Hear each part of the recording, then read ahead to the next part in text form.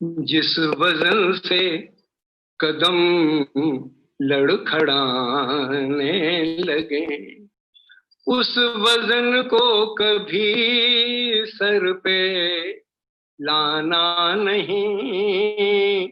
रोशनी जिनसे आँखों की जाती रहे, उन चरागों को हरगिज जलाना नहीं। जिस वजन से कदम लड़खड़ाने लगे,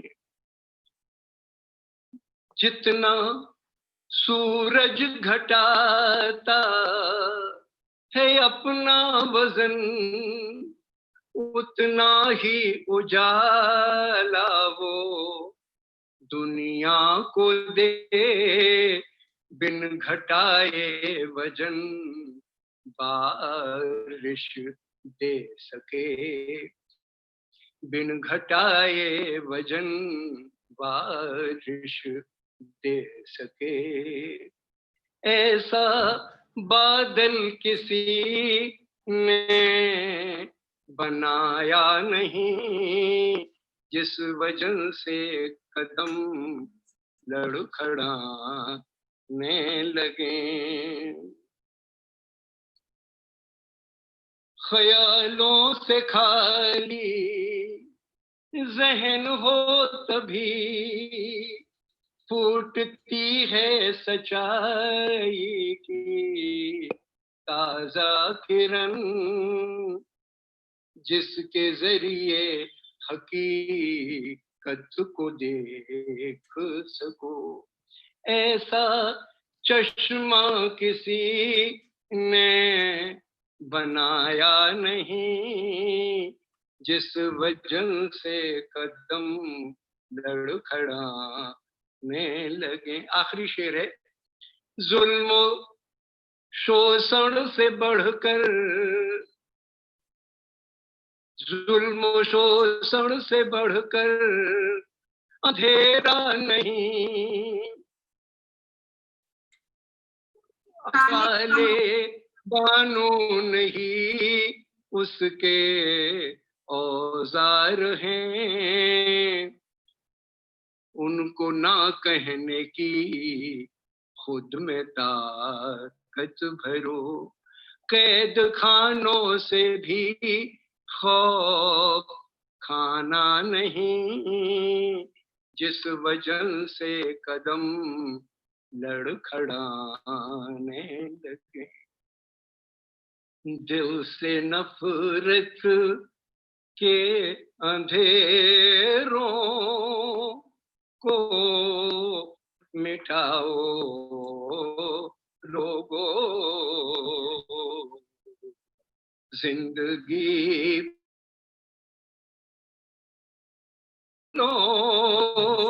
से सजाओ लोगों।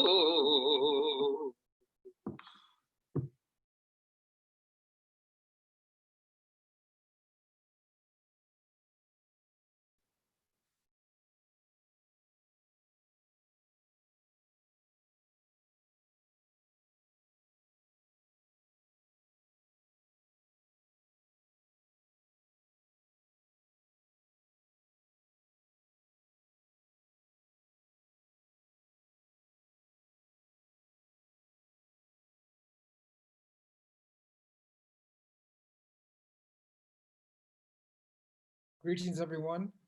Welcome to another Peace Vigil webinar. We were just listening to the voice of Professor V.K. Tripathi. Those of you who were able to join our previous webinar with the professor a few weeks ago in Hindi will remember that he sang those songs. Those of you who are not able to join, please do check out that webinar. It is available for those who understand Hindi or Urdu. It is available on our YouTube channel. This is another Peace Vigil webinar. At Peace Vigil, we work for peace and the will to act on it.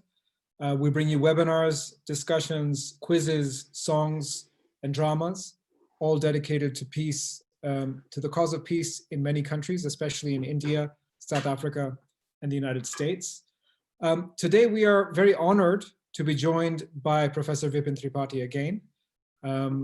This time, Professor Tripathi will be talking about his experience joining the cause for secularism, joining the cause for anti-communalism, as we say in India, around 1989, which is the time that the BJP or the RSS, the Rashtriya Swayamsevak Sangh, and its sister organizations first started the agitation for the Ram Temple.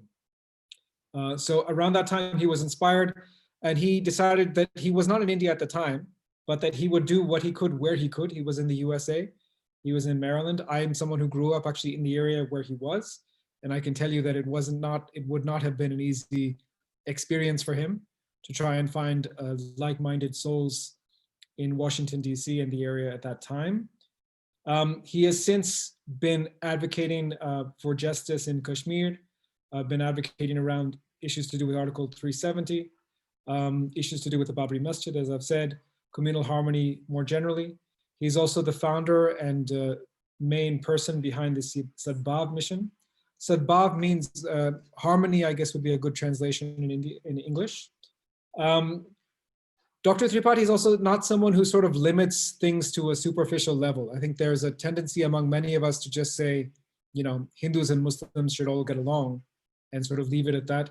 He's willing to talk more about the deeper issues, the issues of caste, the issues of economics that underlie some of these tensions. He also is very involved in educational efforts. He hosts yearly workshops for teachers and students on academic issues, but through the academics, through his own work as a physicist and similar work, he brings people to the language of communal harmony, communal justice. So with that, I will turn it over both to Dr. Tripathi and to Shiri, who will be leading this discussion from our side at Peace Vigil. Thank you very much.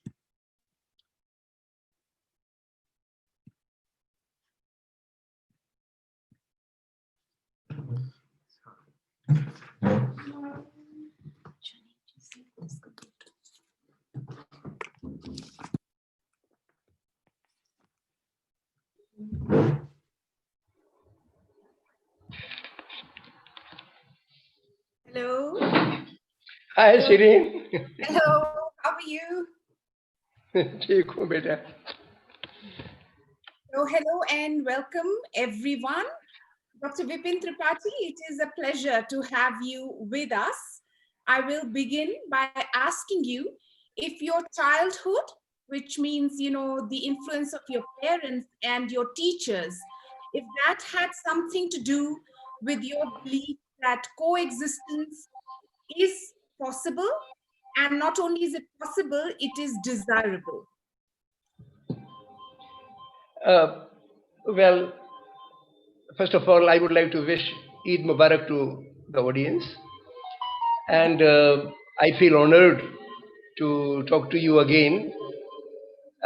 My childhood started in a village in Jhansi district at that time. Now it's called Lalitpur district. And my father was a freedom fighter. And his guru, from whom he learned wrestling, Ahmed Pahalwan, was also a great freedom fighter. And my teacher, Ahmed Baks, people used to call him Maulvi Sahab, and I would call him Master Sahab. He was a father figure for me who taught me with great affection, and not only in my school days, till his death. My schooling started in 1953, and he passed away in 1996. Till his death, he cared for me as much as he cared for his children or grandchildren. So I was very fortunate to have his affection. And I would also like to mention one thing that I did not mention in my earlier discussion, that in 1947, when India got partitioned, there was violence all around, though there was no violence in Lalitpur or Jhansi, but there was a lot of fear. So Maulvi Sahab was a teacher in a school about 30 kilometers away from Lalitpur. His family was living in Lalitpur, And he used to visit his family once in 2 weeks. So one day he came and he saw that his door is locked. His door was in a Hindu locality. So he asked his neighbors, where is my family? They said that today they are all Muslims of that city have gone to Bhopal and your family went with them. Maybe they are at the railway station if they did not get the train. So Maulvi Sahib went to the train station and he found his family over there. Then he says,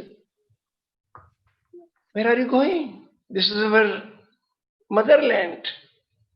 We were born here, we will die here. This is the land of Gandhi. He is alive. How can we leave? And all these neighbors are our own people. And if you brought them back, with him 2 or 3 more families returned back. Rest of the families went to Bhopal.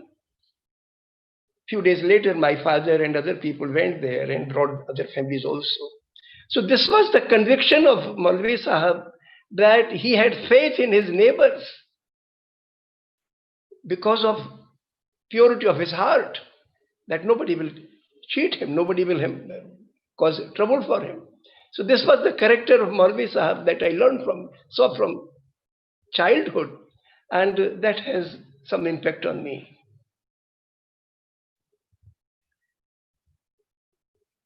Anything else, Shireen? Yes. Dr. Tripathi, also, if you could tell us a little bit about your parents, do you think that that had something to do with how your worldview is today? What kind of an upbringing did you have? Did you have a very sort of like a segregated upbringing? Were there people of other religions and castes in your neighborhood? My father was instrumental, along with his guru Ahmed Pahalwan, in opening akhadas in the area. And in the akhadas, there were 5 pledges. One of them was not to practice untouchability. Second was not to practice religious discrimination. Third one was not to indulge people in begar. Begar means getting work done but without payment. So not indulging in those kind of practices. So these were the fundamental things that the wrestling trainees in akhadas were educated, and many of them went to jail in freedom, with different freedom movements. So my father was also instrumental in opening of temple for Dalits, and also there were many wells in the village, and only the distant well was open for Dalits and tribals. So they made an effort that all wells should be open to all. So in this way, my father was against caste or religious segregation, and that I inherited from him. But one thing more I would like to mention. Sure. One day, when I was in my BSc, I was walking from my village to my Bua's home, which was about 5 miles. In between there was a village, and I was very thirsty. So I went to a hut of a poor man's hut, asked him, please give me a glass of water. He says that I have water, but I cannot offer you. I said, why? He was an old man. No. I am a shoemaker. Shoemaker means a Dalit family. And I insisted, no, please don't worry. Well, no, people of the village will feel bad, and I also feel bad. I cannot offer you water. And I insisted, and he gave me water, and then I realized the agony of caste segregation. So these kind of experiences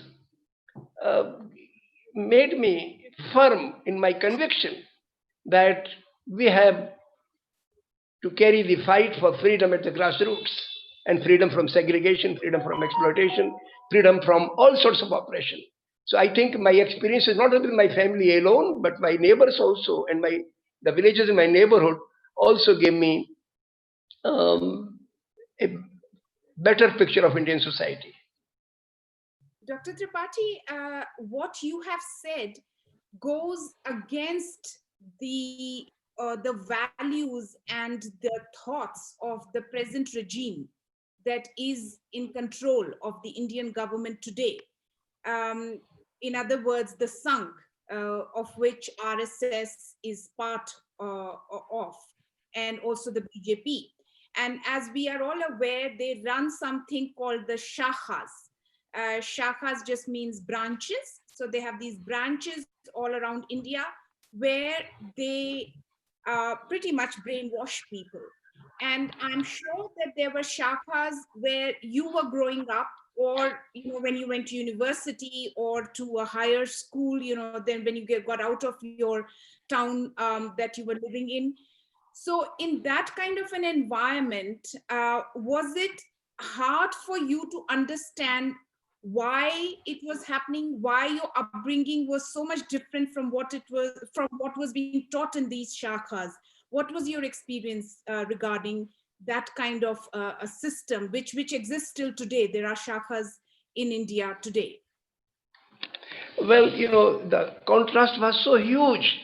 These going students and some elder people, largely the youth of my age or maybe 4 or 5 years older than me, when I talked to them, they were very aggressive, envious, authoritarian. Then I saw and the people whom they were targeting whom? They were targeting Gandhi, they were targeting Nehru, they were targeting Muslims, and majority of the Muslims in my town, they were artisans or laborers or low-holding farmers. I could see the distinction that those people who are living on hard work, honest earnings, are being targeted for oppression. Or once there was a fake news that was propagated that there was a water tank, that some Muslims were going up the stairs and they were putting some poison in the water tank. But then the police came, some people came, and then they caught the man. This was the kind of news they would spread. And next day we found this was all fake. So these kind of things, right from my early childhood, like when I was in 7th grade, 8th grade, that is the time when I moved to Lalitpur. And I came in contact with people going to shakhas. Then I realized that there are two streams in the country. Mainstream was masses, and there was a fringe at that time, and they were propagating hatred, falsehood, and very crooked mentality. So I didn't have a good image of RSS, never. So, Dr. Tripathi, unfortunately, that group is no longer a fringe group. It has come to hold hostage India, all its machinery right now. And the problem is that propagation of lies continues, and it has now actually been made stronger, that kind of propagation, through the media, through even textbooks, through official propaganda.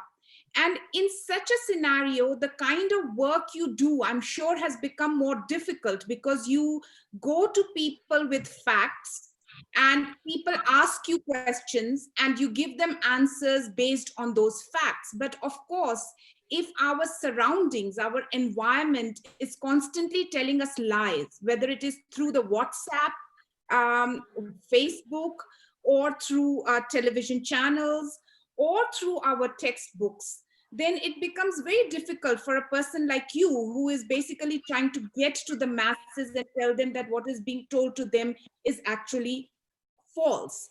So could you tell me how you are able to still go and talk to these people? Obviously, you don't have a television channel or a lot of means by which you can counter, in terms of money, the kind of propaganda that is being put forth.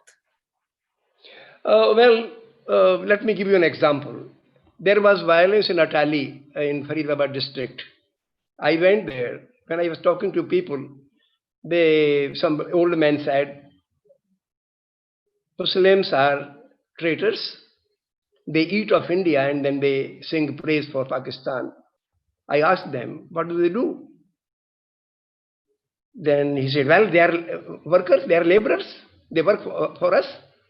Then I told him, and there were 15 other people sitting, standing over there, that no worker, no farmer is fed by the nation. Rather, they feed the nation. ये किसान मजदूर मुल्क का नहीं खाते, मुल्क को खिलाते हैं. And majority of the people standing there say that is right. So this is my fundamental thing. Then I wrote 5 points when I returned home, and I wrote a flyer, a pamphlet.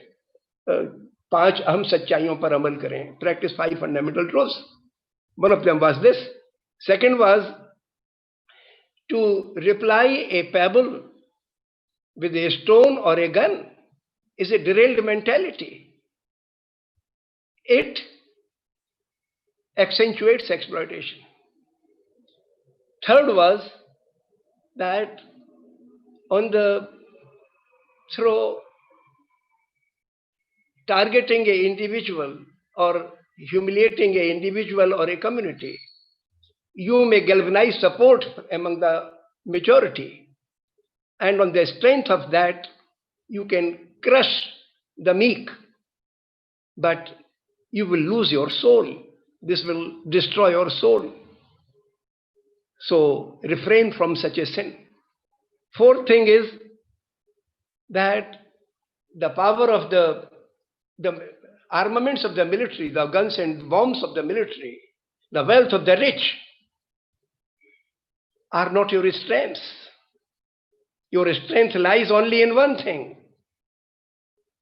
is your soul, and its nourishment is truth, compassion, and honest earnings. Strengthen it. And fourth thing, that masses of the world are one. You go to any country, people are the same, living on hard work, being truthful and compassionate. Feel affinity to them. So I think the entire jargon of prejudice can be confronted by this rationale bringing people into focus, their exploitation into focus, and one thing more, especially that I mentioned in my talks when I went to CAA protesters. I told them that we are not Hindus or Muslims. These are simple labels attached to our bodies, depending on in which family we were born. A recognition of a person is by his conduct or his thinking. If I am a thief, then I am a thief. If I am aggressive, then I am a monster. So a person should be recognized by his or her conduct and by his thought process. If he is compassionate to others, then he is a kind person, then he is a saint. So I think this argument touches people's heart. That is true, Dr. Tripathi, but I have also read your pamphlets, and you talk of very specific things, facts, things about the Constitution, things about history, factual information that goes, it makes the case stronger than if we were just appealing to people's hearts, because there are questions raised about, say, for instance, Article 370, about Kashmir, about the history of the Babri Mosque, and so on. So that's also a good thing that you combine those facts along with an appeal to the emotions of human beings and their humanity. Dr. Tripathi, my question will be very specific now about Ram Janmabhoomi controversy, which now the Supreme Court seems to have solved. But the trigger for you to join the peace movement was the Ram Janmabhoomi so-called movement in 1989. Please tell us what happened, why it disturbed you so much, and what did you decide to do? Well, when I read the news in Washington Post, I was at that time visiting University of Maryland while I was working in IIT, but I was my sabbatical to University of Maryland, USA. So I got the news that 450 people were killed in Bhagalpur riots, and India was seeing a countrywide movement on Babri Mosque temple, Ram temple issue. I felt sad, but I did not know what to do. Few days later, I visited a friend. He was a professor of mathematics in another university, Professor Srivastava. So he told me that Professor Dwivedi from Guelph, Canada, visited him, and he was coming from the Indian embassy after meeting Ambassador Karan Singh. So I asked him, I knew Professor Dwivedi, I asked him, what did he say? Then he said that the ambassador was telling him that I went to India and I told the Vishwa Hindu Parishad people not to destroy Babri Mosque. The monuments of such monuments must be kept intact so that the coming generations feel agitated. This was a struggle that hurt me very deeply. I returned home. I was staying with my sister. I came to her home, and at midnight, around 2 o'clock, I wrote a letter to ambassador. In the morning, I made 50 copies and sent it to my friends by post, and I got a return ticket from USA to Delhi and back. And within 2 days or so, I left for India. And when I came to India, I thought there are some people whom I thought they are liberal and they will see truth. So I went to meet a professor in humanities department. He was nice to me. Then I say that, well, I'm deeply pained that people are unable to see the agony of the masses, and they are bringing out again and again history to justify killings and hatred. तो वो कहने लगे कि well, I organized Ramshila Pujan in IIT campus. I was taken aback that the professors, educated, very highly intelligent students of IITs, have closed their perception, they have closed minds. Next day there was a conference, international conference in plasma physics in Delhi. I went there. Some friends came from Ahmedabad, some universities and some labs. So one director, when I gave him my flyer, he was a nice friend. So I gave my flyer to him. I noted to him that I had written to ambassador. He read it and he says that, well, you know, this is a reaction of 1,000 years of injustice done. I told him, well, if injustice was done, it was done by the kings, by the rulers. And the people who have been killed in Bhagalpur, by the time I had learned there, 950 people were killed. 50 Hindus and 900 Muslims, all of them were workers.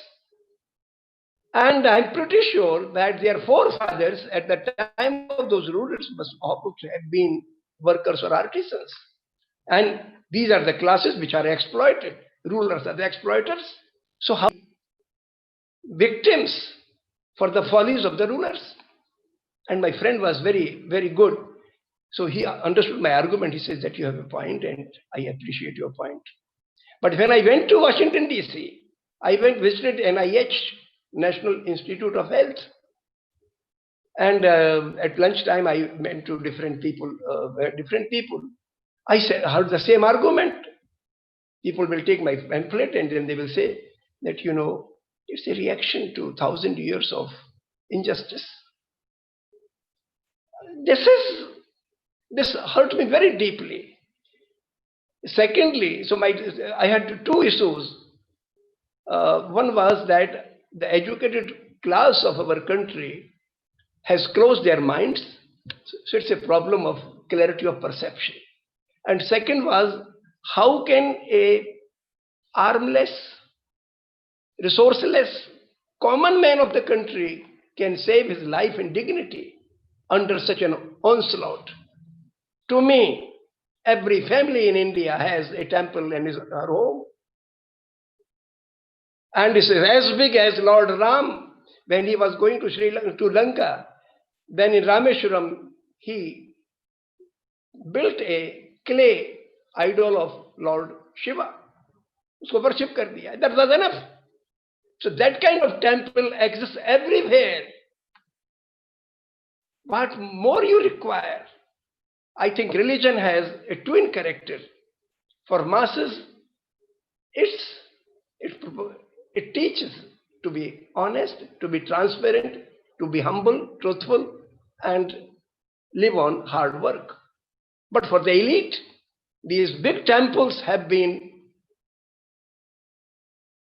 a matter of show off, matter of asserting their authority and propagating caste segregation.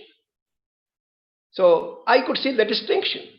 And then I decided that these meek masses have something in them because they are truthful. And you don't require any other power if you are truthful to resist this oppression. So I decided in 1990, when we held a meeting in University of Maryland on January the 6th, in which 36 people came, and we decided that we will run a signature campaign there among the NRIs. And afterwards, when on 24th of March 1990, we formed a Forum for Secular India in Washington area, then it was single point agenda was to develop grassroots non-violent resistance against sectarianism. Later, when I returned to India, we formed on 17th of July 1990, we formed Sadbhav Mission. And with the same single point agenda. But by then I had started realizing that when you segregate a person, you humiliate a person, or kill a person, you want to exploit him economically also. India practiced for 3,000 years caste segregation. It was not only social segregation, it was also driven by lust for acute economic exploitation.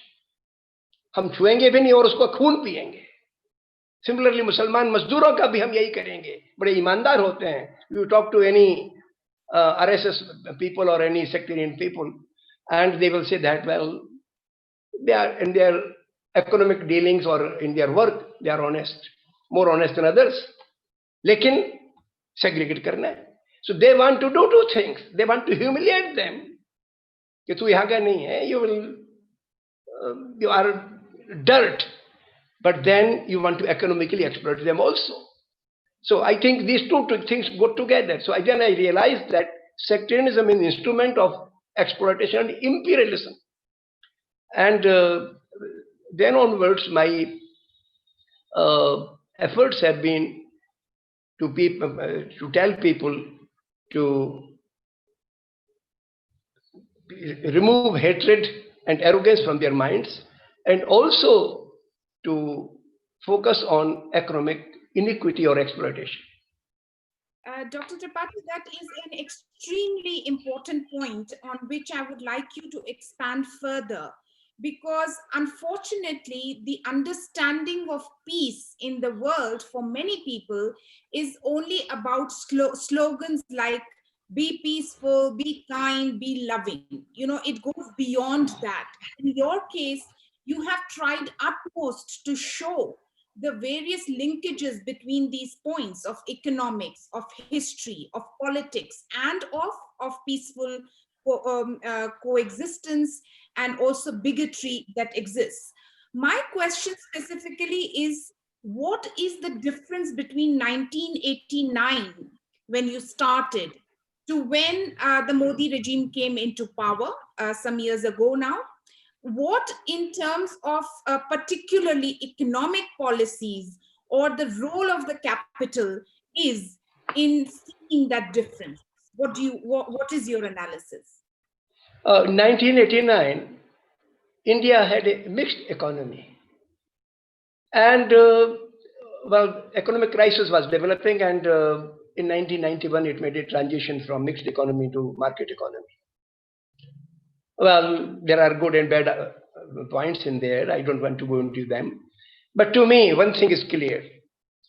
Right from my childhood, I had observed that Indian economic elite was sectarian in its approach, though it may be supporting Congress because it was a ruling party at that time. But by 1989, when Congress power had very significantly declined, this class was very supportive of this temple movement. So temple movement was not a mass movement, though people tried to project it. It was essentially driven by Indian elite, by Indian market forces. And in 1991, though Congress government started liberalization, globalization, but the class which benefited from here, and particularly when they gained control over media, then their power, economic power and propaganda power became immensely high. So in 1989, and when I look at 2014, the basic difference is that the corporate sector or economic elite or the educated elite or the officer class, which has been sectarian, they are sectarian maybe to the same level, but they are able to carry out their propaganda at much, much larger scale. So, though still I consider that Indian masses, they may have some element of sectarianism in them, but they are largely secular in their relationship to minorities. Whether they are upper caste or lower caste, doesn't matter. If they are masses working on hard work, whether Brahmin, or Baniya, or Kshatriya, or Sudra, doesn't matter. When they are, so I'm talking of the people working, the artisans, the low land holding farmers and laborers, irrespective of their caste, they have good relations with Muslim masses, and I still have faith in them. But because of the propaganda machinery, these classes don't have a voice, and the vocal sections appear as if they have a dominant presence all over in the country. So I think the capitalist class is the corporate sector or the industrialist class, the market forces, is even locally, even in the local level. When my villagers, the farmers go to sell their produce in the mandi, that is the central point where they're exploited because their produce is purchased at a very low cost, at a low price. But the same people who economically exploit them will give some money for some function in a temple or some religious activity just to fool you. So I think I tell my farmers and workers that these minuscule contributions to your activity. Please take a break and have some water. It's okay. We can continue in a few seconds, please. And thank all the viewers for the questions that you have been sending us. We will be asking them. Please don't be shy. If you have questions and comments, do put in the chat function. And we appreciate that you're taking time out on a Saturday to listen to this program. It's a very important program, not only for India, but for all people who want peace and love and a better future for all people in the world. So, Dr. Tripathi, please, you can continue. Okay. Okay. I think I just made the point that sectarianism is basically an instrument of the elite, and right now it's an instrument of the state as well. So True. masses are not to be blamed, and I want to focus on twin character of religion.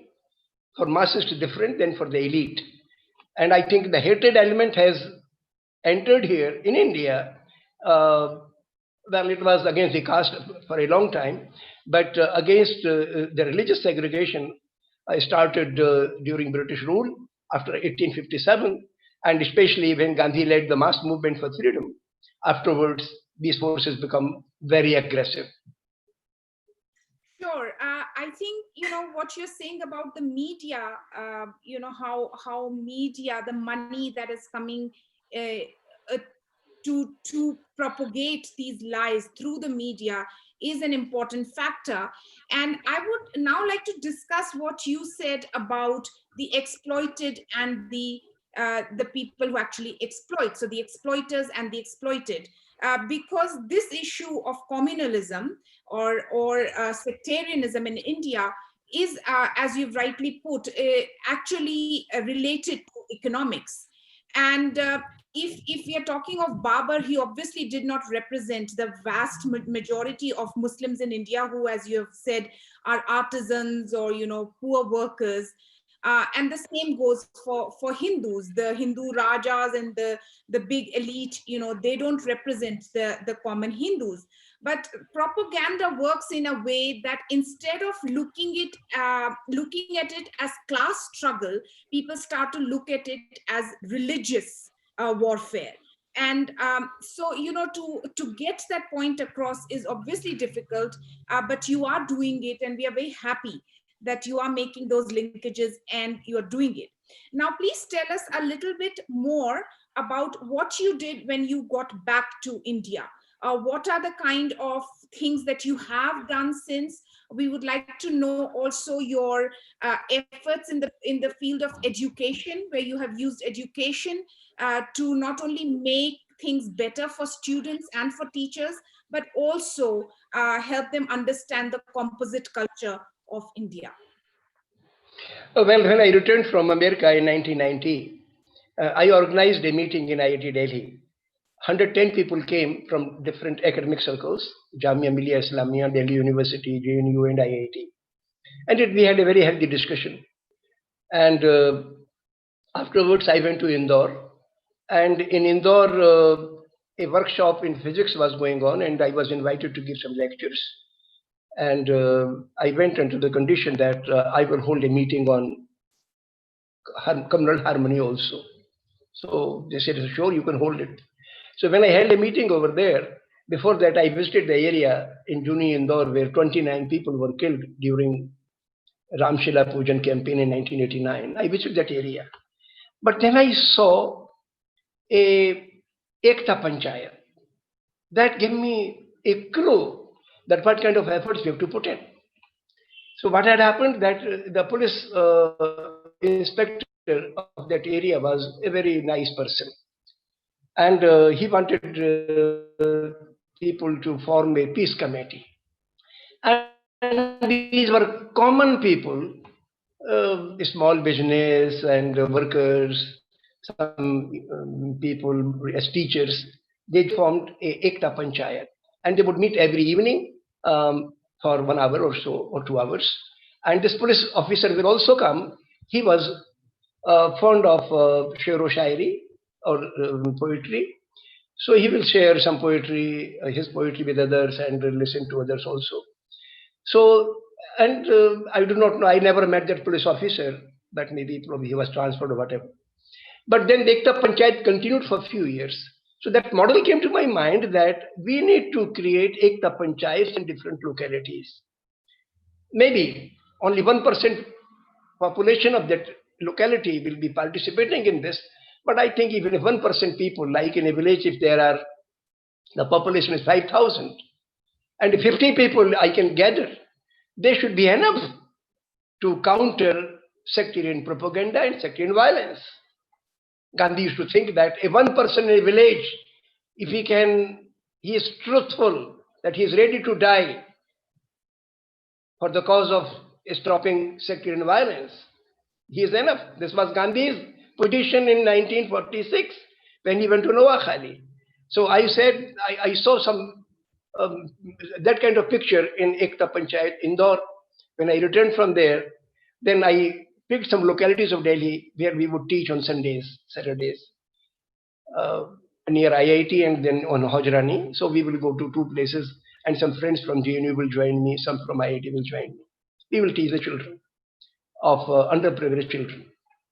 Up to 8th grade, the children were studying different classes in 8th grade. They were going to schools, but their mathematics was very weak. So we try to do that. But through that, we try to develop contacts with their parents. And later on, in 1992, we were able to form an Ekta Panchayat in Jamuna Pusta area of Delhi, which is adjacent to Gandhi's Samadhi. And we formed a group of 50, nearly half Hindus and half Muslims in that area. And that gave us a better understanding of the strength of the masses. And we continued there.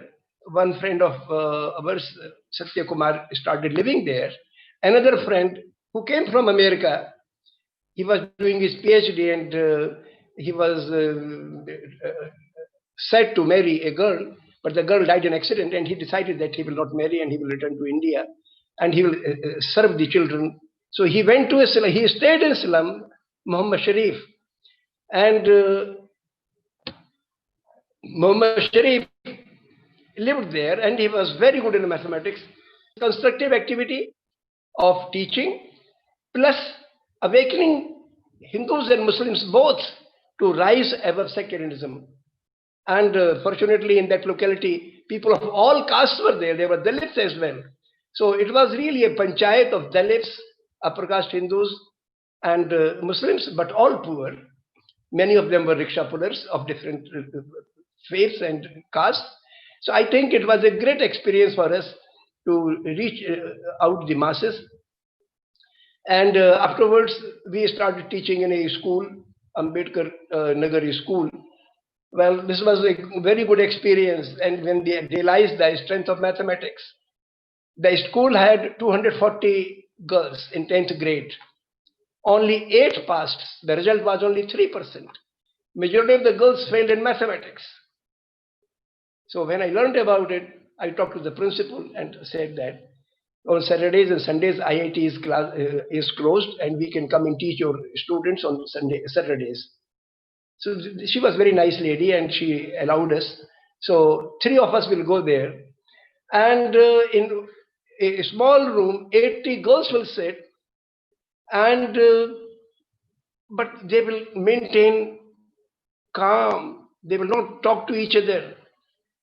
And they will listen to us with care. But when we give some homework, next time when we go there, they will not be able to do it, because I realized that their families are living in one room alone. And when these girls go back to their homes, they have to take care of the children, cook food, and do a lot of home activities, so they don't have time. But the sharpness of their minds, the receptivity of their minds, purity of their minds touched us.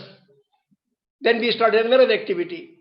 I learned that Mulayam Singh Yadav has, it was I think maybe several years later, that Mulayam Singh Yadav has appointed some Urdu teachers in UP. He was chief minister there. So I talked to Sayyid Hamid Sahab. He was the ex-vice chancellor of Aligarh Muslim University, living in Delhi. He was the chancellor of Jamia Hamdard, and I respected him. So in one function, I met him, and he had come for a dinner. It was a Pakistani delegation coming here, and the Indian Pakistani delegation get-together was there. Nirmal Deshpande organized that event. So I mentioned to him that, is it possible for you to get me in touch with those Urdu teachers? Because if they teach only Urdu, only Muslim students will come in their contact. Besides Urdu, if they can teach one more subject like Hindi or mathematics, then they will be in contact with non-Muslim students as well. And I think a teacher, when it comes in contact with people of different religion, there is a bond of affection developed between them. He appreciated my point, and he says that, well, I do not know this. I do not know Mulayam Singh, or I cannot influence him. Then I suggested that, is it possible? Because I go to some madrasas in Delhi, and the teachers are very sincere, but the style of teaching is very ancient. So if I can teach them, if I can have some sessions with those madrasa teachers, then probably they can teach in a better and more attractive way. This appealed to him, and Sir Sayyid Hamid did not eat dinner. He left. Next morning, he gave me a call, says that I thought of your suggestion, and I think I can mobilize 80 or 100 teachers, And how long will you take to teach them or discuss with them? I said that maybe 10 days. So we organized a 10 days workshop in Delhi. And that was in 2004 or something. And this continued since then till last year. For some reason, we could not do it last year. Every year, 70, 80 teachers will come. We will discuss basic mathematics. And in the morning hours, 9 to 1, we will hold lectures on tutorials. 1 to 2, we will hold lunch and prayers. Afterwards, some tutorial session. And then for 2 hours, we will have discussion on social issues. And I think we maybe taught some ways of solving mathematics problems to teachers. But I think more than that, we learned from them their simplicity. I think they have been branded as fundamentalists, which is so terrible a term. It's nothing far from truth. Those people are simple and living in very difficult economic conditions. So if you really understand the pain of others, then they will open up and you will find an ocean of humanism and ocean of love in them. And I felt very, very happy with that experience. Not only me, many friends of mine who went to teach there. So this is the kind of activity we carry on. Dr. Tripathi, since we have a lot of questions and very important questions, I would like to kind of bring the interview to a close in the next couple of questions. One is that you have mentioned, India and the way things have become worse, but I also know that you have traveled around the world. So United States is one, but I know you've been to Algeria, you've been to South Africa, and all these have their own anti-colonial struggles. They have their own histories of struggle. I would be interested in knowing if there's stuff that we can learn from other countries, because we are no longer this country that is fighting its battle on its own. It's actually an international issue now of human rights and of rights for all people, irrespective of their color or their religion or their caste. I would like to share 3 experiences. One is of Algeria, second of South Africa, and one of Japan. Okay. I went to, actually a student from Algeria came to do PhD in IIT. And he was rated the best student. And he joined PhD, but then his leave from Algeria was only for 2 years, and IIT required 3 years. So he did his PhD from Delhi University. But I was a co-guide, so he was working with me. Anu Rashid. He was amazingly brilliant boy.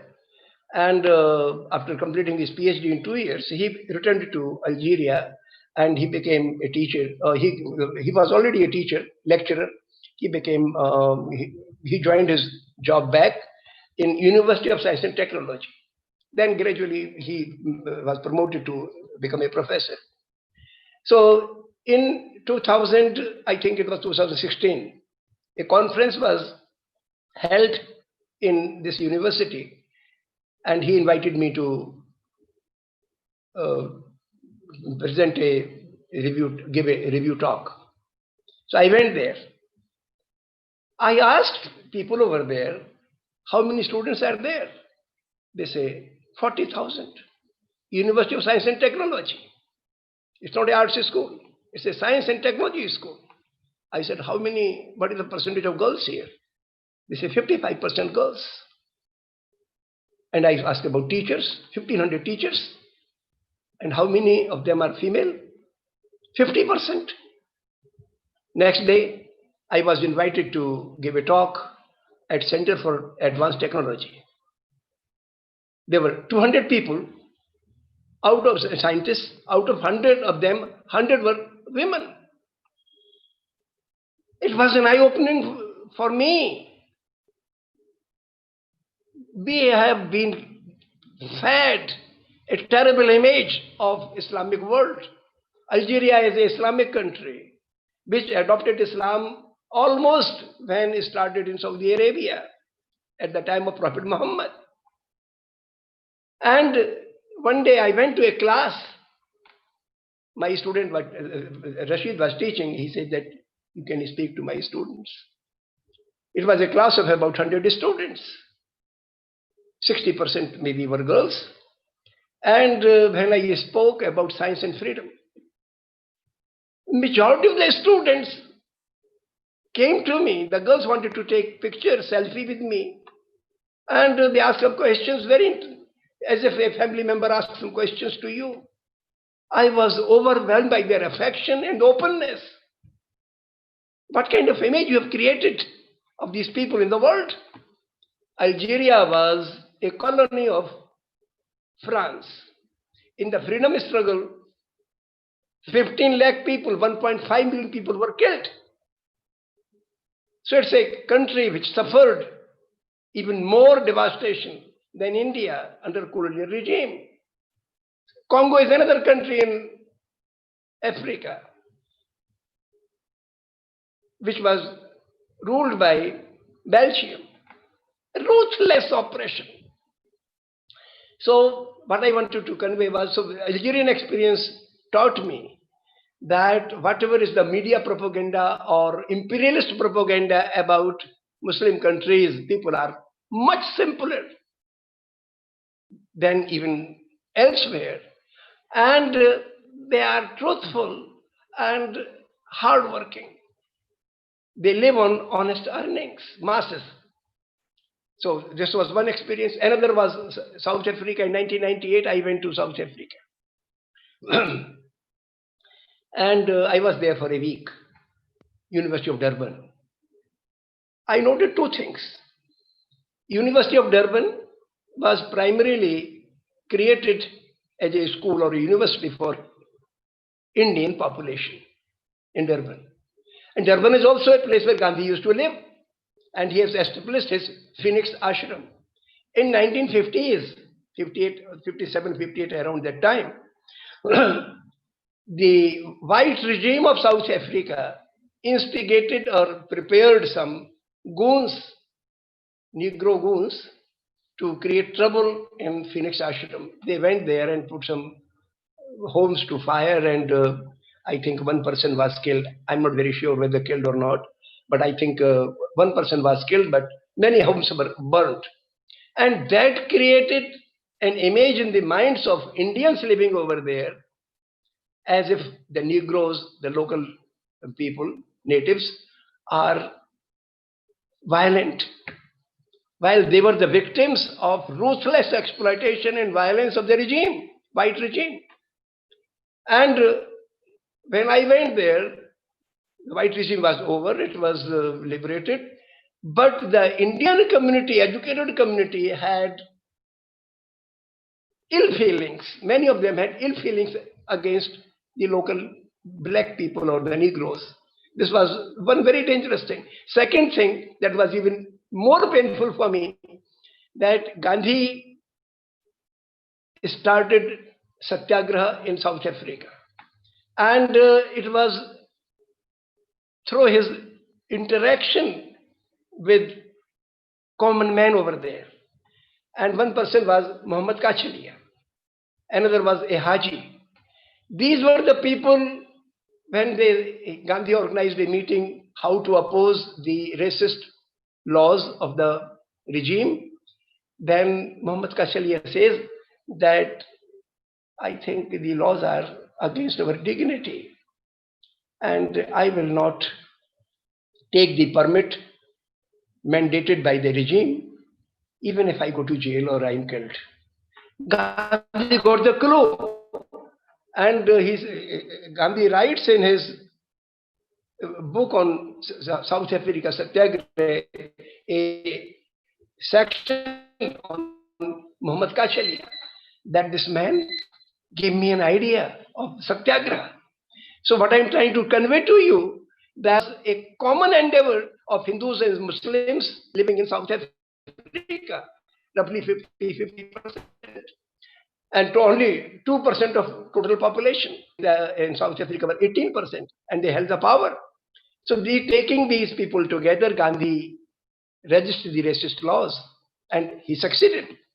But when I went there in 1998, who had made inroads in these communities were the sectarian forces. RSS had a dominant presence, and the educated Hindus were tempted towards their ideology. So the man who established Indian community in South Africa, Gandhi, people are turning against him. This was very terrible for me. So then I realized that it's not whether you are Indian or a non-Indian. It's if you are an elite, then you have a different mindset and you tempt to exploit or to be carried away by religious prejudice. This is a class phenomenon. And third was my experience in Japan. I went to Japan. The language over there, very few people understand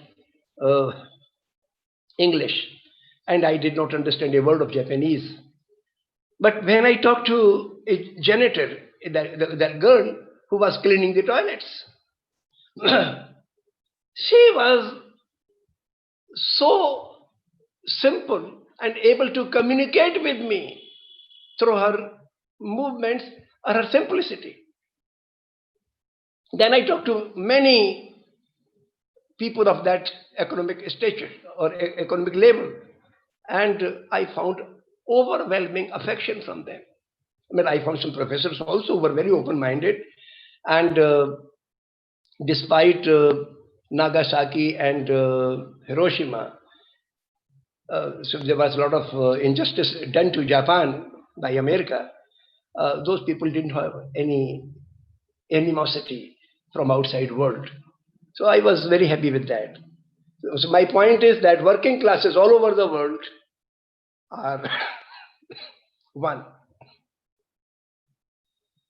Certainly, and that is food for thought for people like us at Peace Vigil who work in several countries. And I think for activists around the world and also people who are interested in making the world a better place for all, whether you're living in the United States, in the United Kingdom, in India, in South Africa, in Japan, wherever you are. I think this is food for thought for all of us, how we can unite in our struggles, how we can help each other in our struggles.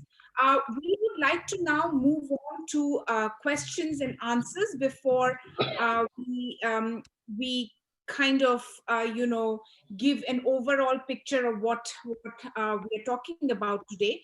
So, Dr. Tripathi, thank you very much for sharing your views through this interview.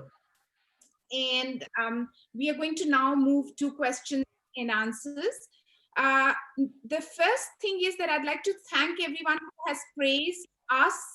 I'd also like to convey thanks to people who have said that they really see Dr. Tripathi as an inspiration and they've learned from him either personally because they're students of his. There are also people who have attended his workshops and meetings who have written in the chat function, and I've also emailed us. So thank you all. I am unable to read everyone's thanks and praises, I'm afraid, but we have them and we appreciate them. I will be reading the questions. So the first question is, how do we unite India? And Varghese, that's a very good question. And I think the whole webinar is about it. I'm sure you got the answers through the interview and also with more answers coming in. I'm sure that question will be answered, at least we hope so. Narendra Kumar Ji writes that in these tough times of pandemic, what types of activities can we do to counter the communal challenge?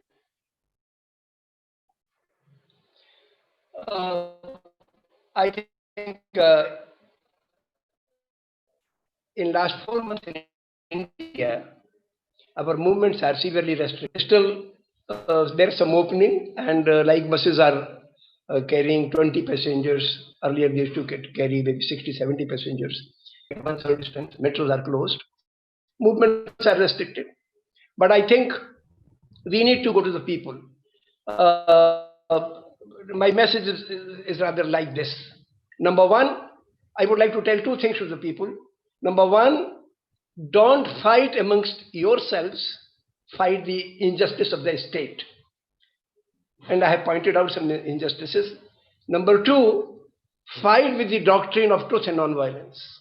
Because the state is immensely powerful, militarily, economically, intellectually. Your strength lies in following the doctrine of non-violence. Say no without fearing for imprisonment. Now, about the, well, this is my understanding of the history as well, that all major injustices, whether it's a segregation, caste segregation, or economic exploitation, has been supported by the state. And hence, all struggles, right from Jesus Christ to Prophet Muhammad to Gandhi or anybody else, must be directed against the state. The state is this divisive. Right now, Indian state is divisive. It is devising people of one region against other regions.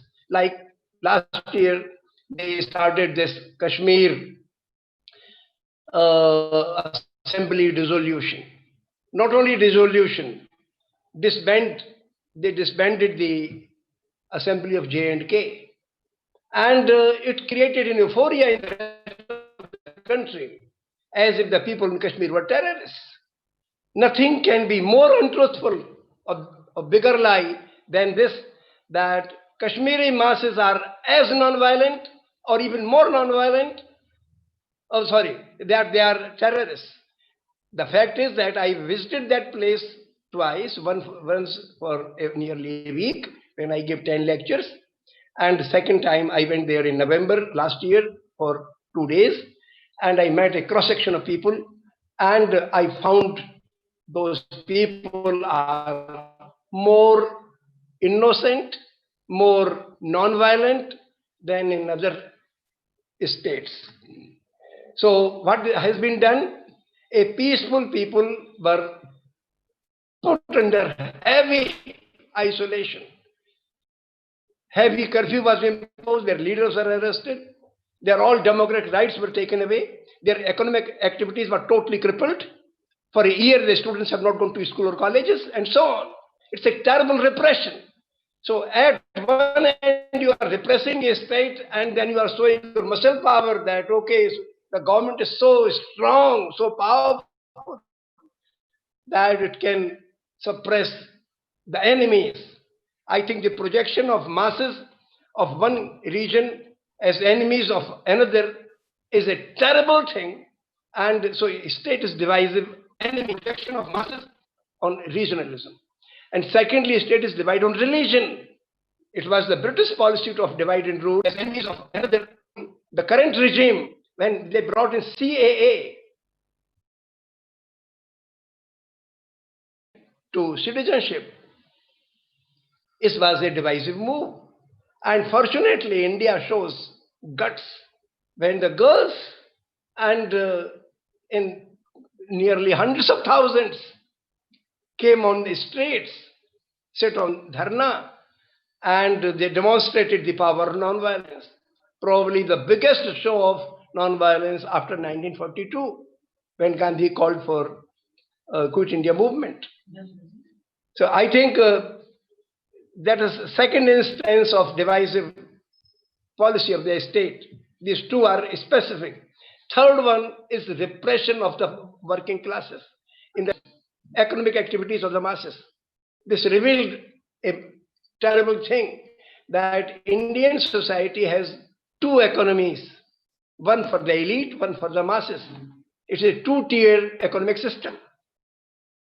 The lower contains 85% population, top contains 15%, and out of those 15%, top 1% are immensely powerful. So I think these 85% are subservient to the interest of the top 15%. And I think the estate is supported of this. It was, well, all states all over the world are having similar character.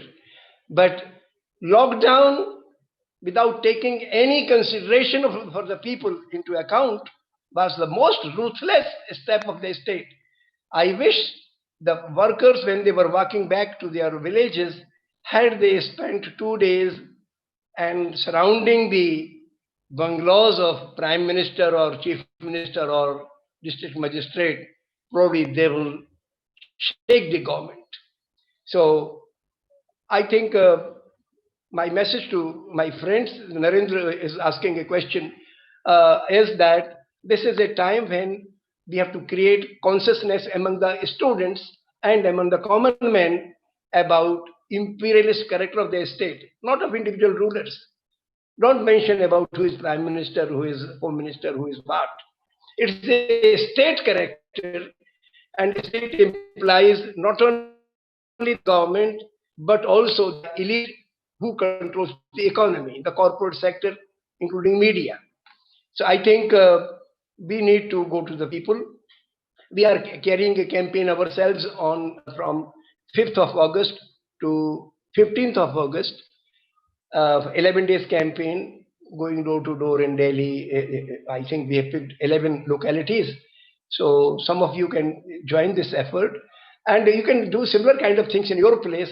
And even if physical movements are restricted, maybe please communicate through email, friends, your network. The imperialist and divisive character of the state, we have to awaken masses on this.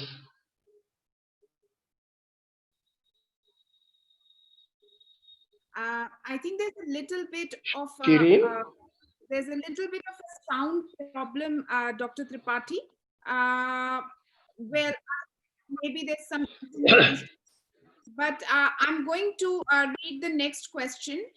Also, I would like to say that people in the chat have said that despite Eid, their celebration, they decided to come and participate. Yes. Yes, Dr. Tripathi. Can you hear me now? Yeah, sure. Okay. I'm saying that it's very nice that people have joined despite Eid today. There are people who have written that it's Eid and, we still wanted to come and attend the webinar, which is great. There's also somebody who has written that in New York, Dr. Tripathi, they went and distributed your pamphlets, which is great. And we know that in New York now they're going to put up signs, celebrating the Shilanyas, the laying of the foundation stone. And there is a movement that is saying that we shouldn't do that. Why should that be done in New York? So this is Manish Madan. He's saying that he was so inspired by you that he distributed pamphlets in New York for CAA awareness. Thank you, sir. I am so much touched. I am very happy. Even if there are 10 people in New York who can speak out against this massive onslaught on Indian culture, what is going to happen on August 5 is a manifestation of muscle power, that there is a trump, this muscle power and organized hatred victory is being celebrated. It's nothing to do with the temple. Lord Ram is considered to be Karuna ke Sagar, and Bhakti implies dissolution of self. Ghamand khatam karo, ghirna khatam karo. Ye Ram ka paigam hai. So I think there is nothing, no relation, and I am very pleased that Madan and some other friends, if they can propagate this message across the Indian community, that this is unfair. If you have to make a temple over there because Supreme Court has permitted, please don't allow the people who raised a storm of hatred and violence in 1989 through 1992, don't involve them in this construction and then make it a pilgrimage for everybody. After all, the Ayodhya shrine had they corrected that people offered namaz for 400 years. Namaz of Ram, there is no distinction in Ram and Allah. And on Ram Chabutra, same place, for 90 years, Hindus offered puja for Ram. And these people together in 1857 sacrificed their lives in thousands, tens of thousands in our region in first war of independence. So I think this was a monument. Who built it is immaterial, and but who prayed there is more important. And what you are doing, you are celebrating the victory or triumph of hatred. I think this is very bad.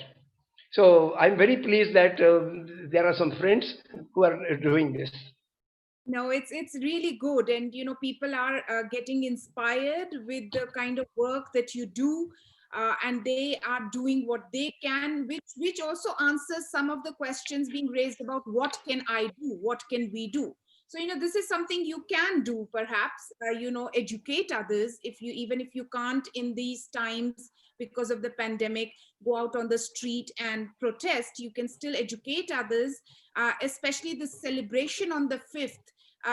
It's a very sad thing. It's basically telling the world that, oh, we have won, we are winning a war, or we have just won a war, and it's a very sad state of affairs. Nikhil Jaiswal writes that people in IIT, because of having only a knowledge of engineering, are less aware of political facts, and they're brainwashed and carried away by media and propaganda, social media. The generation of IITs who are generally considered high IQ have low social IG. I myself from IIT Bombay have experienced it. Most people in IIT are either apolitical or communally brainwashed. What to do about this, as these people, including me, may become bureaucrats and corporate heads, and being not socially aware may lead to injustice in the society? Oh, well, I think if I compare IIT with JNU, which is next door, JNU students come from very modest backgrounds, but they are exposed to social science. Indian students, they come from relatively more affluent background, and probably their family background is also sectarian. So they carry those sectarian elements in them. But I think it's a lack of social science exposure. So I would suggest that IIT system we have a Department of Humanities, and some courses are mandatory, that some credits are mandatory for BTech students to take from Humanities Department. But that is not sufficient. I think the courses on history, which is missing in IIT Delhi, for instance, and social science and political science must be given to students, and so that they can understand the polity in last 300 years, and obviously maybe earlier also, and particularly the current polity, the current history. They must be able to understand, then they will feel what kind of imperialism we are dealing with. This exposure is very important. So for IIT and elite institutions, my suggestion is that all engineering and science students must be given exposure to social science courses. And because the contrast is very different. JNU students are more progressive, more enlightened, and more tolerant than IIT students.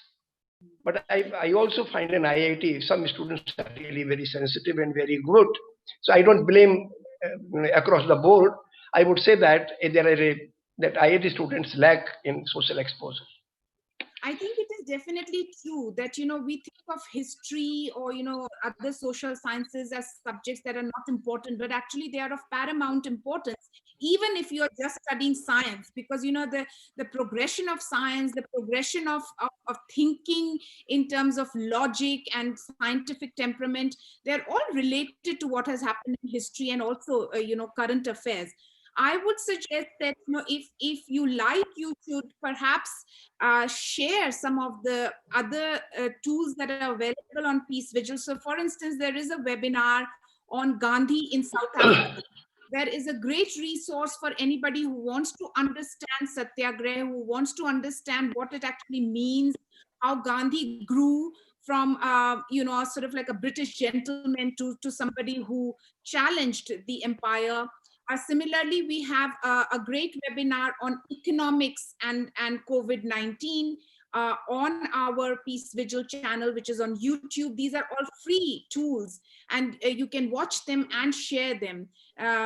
Getting more information and knowledge is the way to go, and sharing it is even better. Professor Tripathi, sir, this is by Sheikh Mohammed. What do we have to do at the situation of our nation when we point out anything wrong happening in our country and we raise our voice against it? Then we are termed to be anti-national on social media, and government is applying UAPA and such fake cases on anyone, on activists.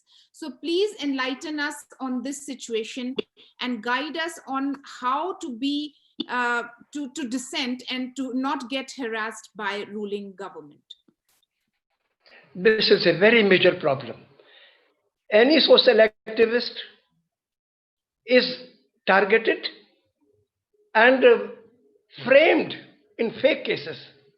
So this is a challenge before us, and I think we should continue speaking out truth and opposing the unjust moves of the state.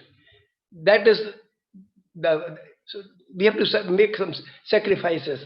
And my suggestion is that if you will little articulate your criticism of the state so that it doesn't look like a criticism of the leader. I think, or even criticism of a organization. I think all our criticism must be direct against the state. And I think there will be repression, but people's conviction will prevail. That is indeed something that's very tricky. The situation in India right now is so bad that when you speak up, you are under constant threat, and the people who are openly advocating violence and bigotry are walking around free. So that is certainly a very tricky thing. But I guess we all have to do whatever we can, according to our capacity and our situation in life. So one can I add one point here? Yes, Shireen, can I add one point? There is a lot of uneasiness in university campuses. JNU, Jadavpur, Jamia, AMU, Delhi University, colleges. There's a lot of uneasiness on what people are seeing this, that there is a regimentation. If you belong to RSS network, because the vice chancellor, the principal, or the director is linked to that. So if you are in that camp, you are welcome. Otherwise, you are blamed as anti-national or traitor. So it's not only a question of some people who are raising questions about the state policy. Even well-established, top-notch universities, the professors, the students are targeted or branded as anti-nationals because they speak truth. And I think so there is a lot of uneasiness in the students, and I hope in next 1 or 2 years this will take the form of an uprising, just like the girls came on CAA. At the same time, some professors were demonstrating for 2 months in Delhi University. Similarly, youth students will also come. Unfortunately, this pandemic has closed the universities for now, and by December or January, when normalcy is restored in campuses, and then probably there will be, because this is not going unnoticed. This repression of dissent and free hand given to violence mongers is not going unnoticed. And I think we need to put three areas together. Sectarianism will be, because this is not going unnoticed, will be this repression of dissent, free hand given to, you're saying something, it's not going unnoticed. Areas together, sectarianism. No. Please, Dr. Shirina, are you hearing me? Yes, now I can hear you. There was a problem again with the internet, but now it's fine. Yeah, please go ahead. You mentioned three areas. The first. Three areas where collaboration is needed. One is the area of citizenship issue, when linking of citizenship with religion. Second is the education, regimentation and privatization of colleges. There is a resentment among the students on this issue, and they must come together. These two people involved in these two issues must come together. Third one is the workers. A lot of workers, there is a lot of resentment because they have lost their jobs, and they were put in hard trouble when they were walking back home. So I think workers, we need to go to the workers and articulate their economic problems. And third and fourth one is farmers. So if we can articulate, combine these four kinds of agitations and bring them together and ascertain that they remain non-violent, and then I think we can challenge the state. Sure. Also, Dr. Tripathi, since we are on the issue of education, there's a very important question from our volunteer from Canada, Shine Kapoor. She says that there is a lack of deeper understanding, which is clear from your presentation. Can you please throw some light on how changed education policy will impact the society, including regional language and changing the textbook content? How can we ensure that we bring knowledge and facts to the fore? How to reason with people who do not want to go deep in understanding the impact on society, futuristic implications, etc. So I think she's asking about the impact that the new education policy will have, plus in general, how can one change the minds of people who have the wrong facts? Not facts. They who have the wrong information. Let me tell you, I have not read this document, but I have read some newspaper articles on this, and major thing, three things are happening. Number one, they are going to allow 100 foreign universities in India. I know a lot of students from India go abroad for education, and so they wanted to help those students who go abroad that they can get education in India, which is one thing they want to do. Secondly, when they talk of allowing mother tongue to be a medium of instruction in the primary school, but then giving freedom to central schools and private schools to teach in medium of their choice. So this is just a verbal sympathy to mother tongue. It has no substance. Universities coming from outside to India have a positive point and a negative point. Positive point is the one that maybe the students who go abroad, some of them can stay in India and get education here. But negative point is that, are you going to create a discrimination in two kinds of universities? Indian universities paying less salaries and foreign universities paying higher salaries to teachers. Are their curriculum going to be very different? Then there will be a drain of teachers from Indian universities to foreign universities, so they will be depleted. Second thing, that foreign universities can charge high tuition. So you are providing an opportunity for the elite to get educated, and by contrast, the Indian universities will be suffering in funds, especially when they have decided that there are two kinds of grants coming to universities, one in terms of salary and other for buildings and other infrastructure. The second kind of grant will be coming as loan, and the Indian universities are hard pressed. How will they raise funds to meet those those expenses? They have to raise the tuition, and students cannot afford it. So I think the education policy completely ignores the real issue of Indian education, which is how to make education accessible to common men. Foreign universities' arrival in India will stop this question.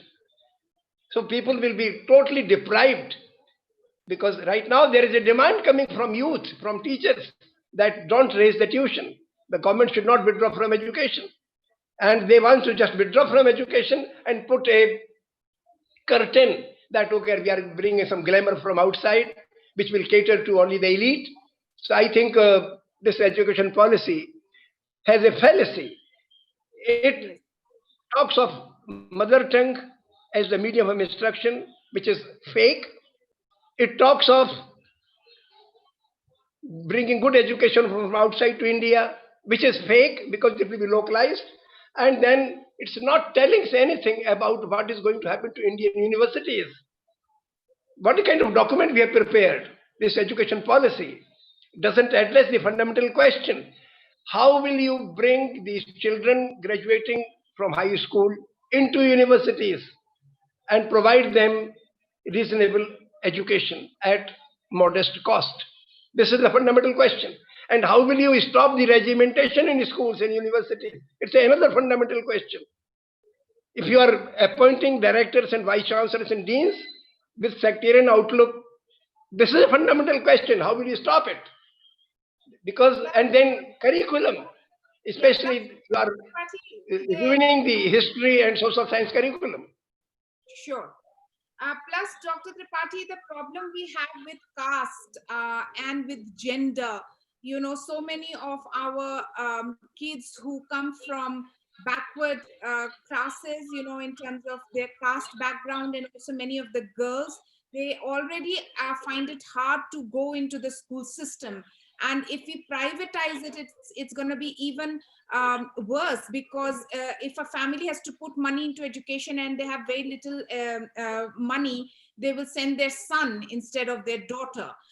Similarly, with caste groups, you know, the backward castes or the scheduled castes and so on, they don't have the money, most of them, to go into private educational institutions. So it's only going to make caste and gender a bigger issue in the society. Very true, very true, very true, very true. Yeah. And so this curriculum, this education policy is silent on this. True, true. Dr. Tripathi, the related question about facts is, you know, Shine is asking, is people who do not want to go deep into the understanding of the impact on society of any of these issues, when the people don't want to go deep into it, then how do you tackle those people? I mean, you know, people who don't want to even listen to your facts. What do you do? Because I know that there are people who are abusive towards you when you go and take the pamphlets. Well, my position is like on Kashmir issue. When I talk to people in Delhi, I find maybe 20% people receptive to my ideas, and another 20-30% very aggressive, and others indifferent. My position is that it is the people of Jammu and Kashmir who articulate their political demands, restoration of political rights. And on the strength, they will succeed. Sympathy from Indian masses, or rather vocal, some sections of India will help, but that will be marginal. Similarly, on the issue of citizenship, the directly affected sections are Muslims because they are targeted. And second one are the working classes who will not be able to produce documents because NRC and NPR, they will not be able to produce, and they will be given the status of a refugee. I think the sections which are affected by this, we must go to those sections and assist them to raise their concerns. I think we did not please the majority. If a minority is targeted, the minority has the strength to raise their concerns in a very dignified manner, as the girls did. The women in more than 200 locations in the country carried sit-ins for nearly 100 days. We built on local issues like teachers, if they are affected. 50% teachers in Delhi universities are temporary, getting salary 1/3 or half.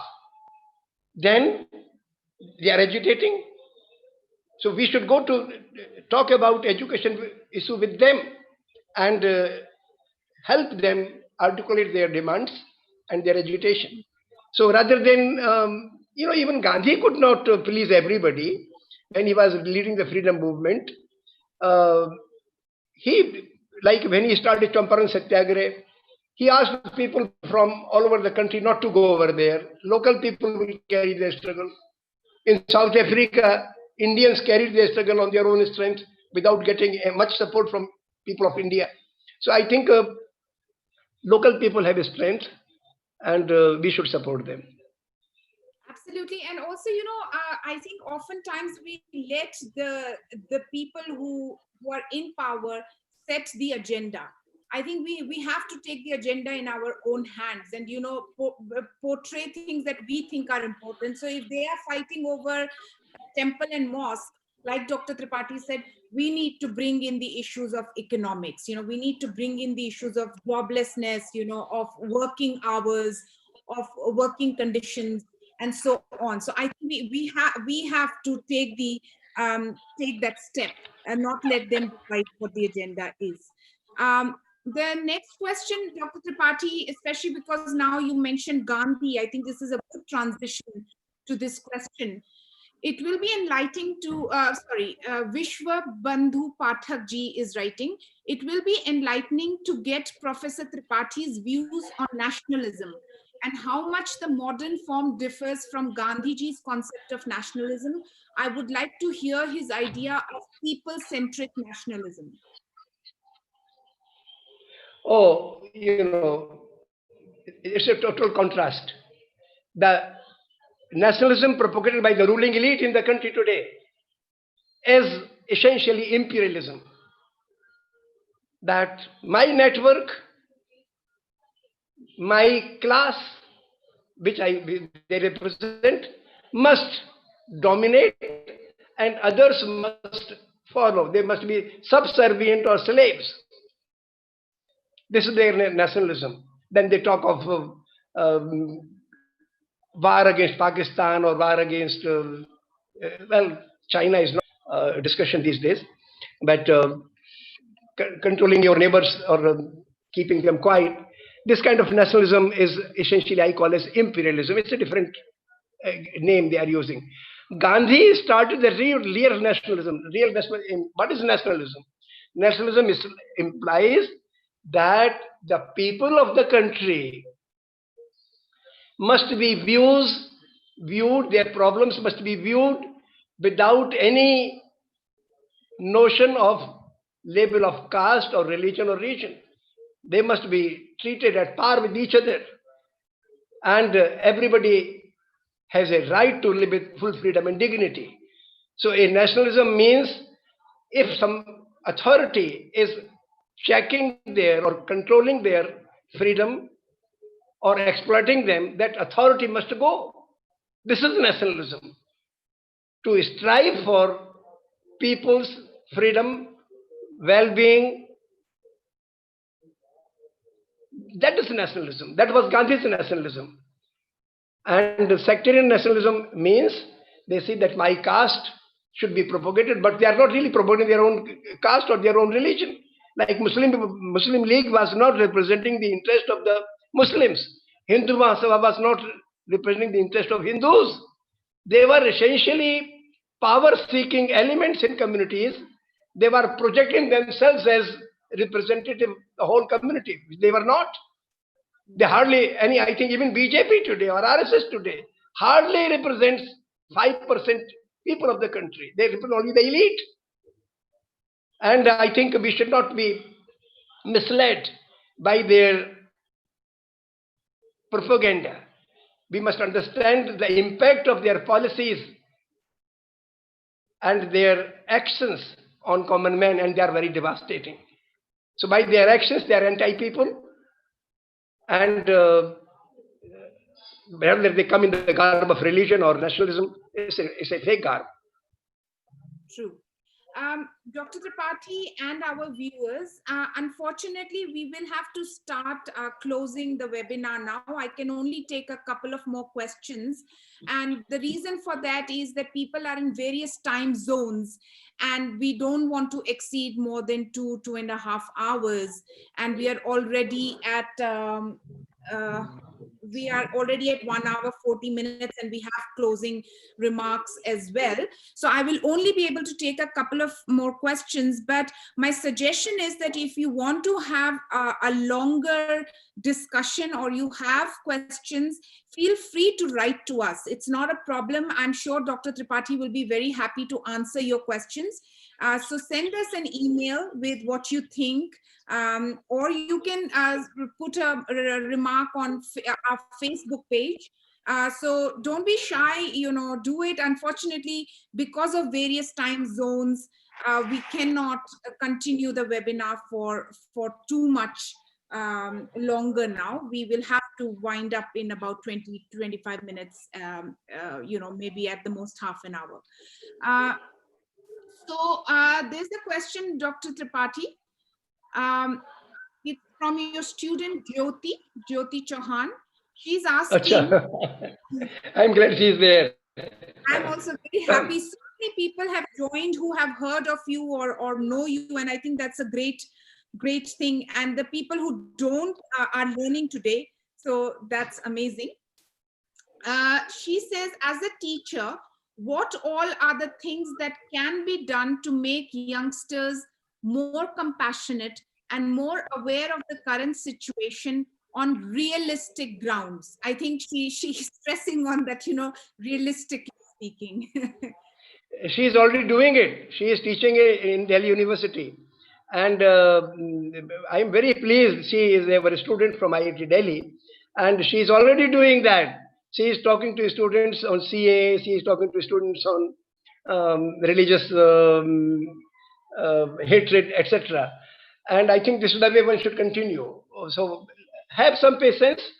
Out of a class of, say, 50, you may find 5 students of your views. Others will take time to understand you. But I think you nurture right thinking and you will succeed, because I have a lot of hope from Delhi University students. I visited many colleges and Delhi School of Economics and Social Work. And I think there are their openness. So even if they may be prejudiced today, but there is a possibility they will open up. One thing more about Vishnubandhu Pathak, who asked a question earlier. Yes. He is in South Korea, and South Korea is ahead of India, so maybe it's midnight there, maybe 1 o'clock or something. And I'm very pleased that he is also our student from IIT Delhi, and a very brilliant one. And he is a committed person. I'm very happy with that. I'm also very happy. In fact, he sent us an email saying that, even though it will be late in where he is in South Korea, I will still attend.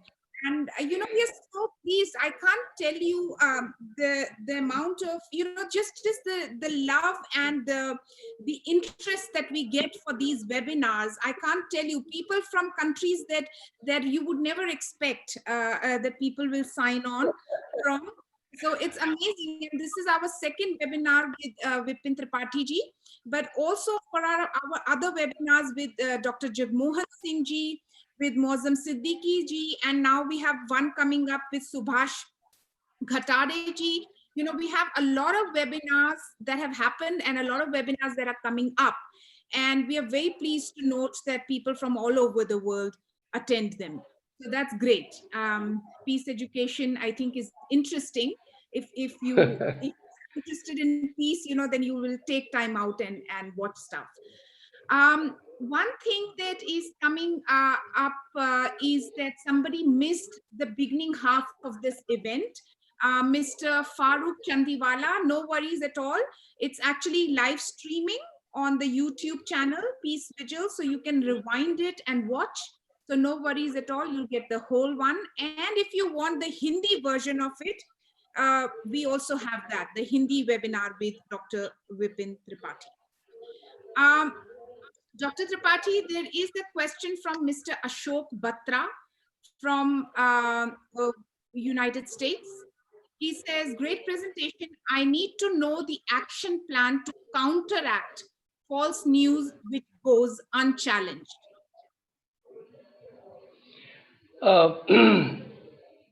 Actually, I'm very poor on social media, and that is one possibility. But Savera Trust has taken an initiative, and they are going to start a social media platform, and probably in this month itself this will start, and essentially for this purpose, that on the line of Gandhi and Maulana Abul Kalam Azad, the kind of Young India and Harijan and Al Hilal papers they carried, they published, and that kind of journalism they want to propagate. So I hope more efforts will be made. This is one effort, but there may be more efforts are required, and probably better use, like you are doing it. So your kind of effort is in that direction, to wipe out prejudice and promote right thinking. This is what you are doing.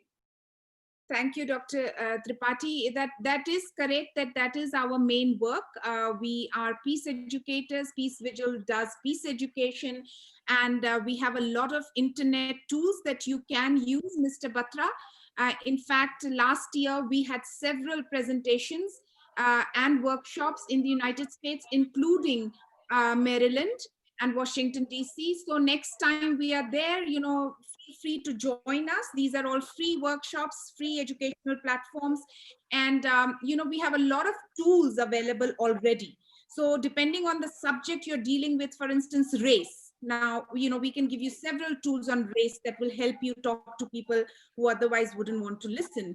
Or, things about caste. Or things about lynching, about vegetarianism, about, so many other subjects. So feel free to contact us, and we'll be very happy to share our resources with you. Before we move on, I would like to say that towards the end of the webinar, we would request Dr. Tripathi to sing a couple of songs. He has a beautiful voice. We would definitely like him to do that. There are also suggestions about what people can do. So, I'm very happy that people are actually thinking about what can be done. So, for instance, Raja Ullah ji is saying that we should promote that history. He's saying it's very important to promote that history should be used to learn lessons only, and not taking pride or creating ill feelings by associating as a whole community. That is very true. I mean, we shouldn't just take pride in things that have been told to us about our golden past and so on, because there are always things that there is no reason to be proud of. For instance, the caste system, or the way we treat women in our families, and so on. So, it's important. As I would like to ask Dr. Tripathi if there is something that he wants to add before I wrap up. Is there something, Dr. Tripathi, that you'd like to add that we did not cover? I don't think I have anything except the two issues that you raised. Rajullah sir is a very, very compassionate and very enlightened person. So I cannot suggest much to him, but I think he lives in Chicago, and he is working with the people.